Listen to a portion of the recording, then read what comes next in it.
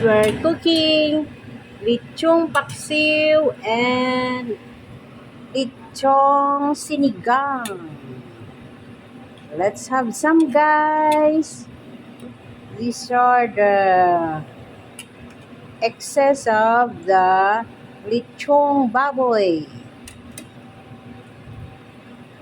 We cook into Sinigang so that we can utilize the bony parts of roasted pig,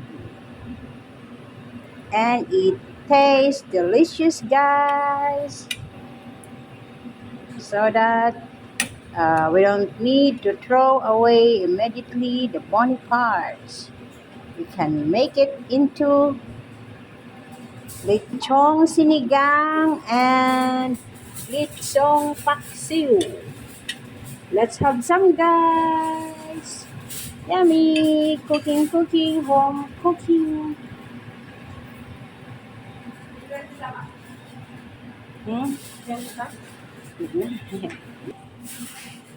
Let's have some, guys. It's lechong sinigang and lechong paksiw. Thank you for watching. And we have another lechon and crops. Let's pick some kamote tops, guys, for our sinigang na lechon.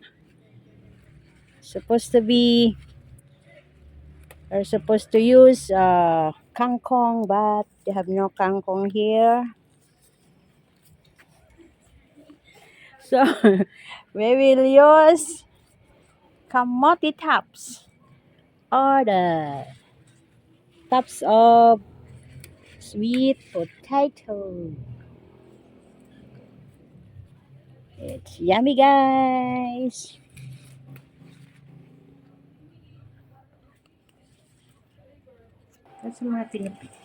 Now we will add the kamote tops in place of the kangkong. Since there is no kangkong around, we will use kamote tops. Guys, let's put the chili here and put the chili pepper, bell pepper.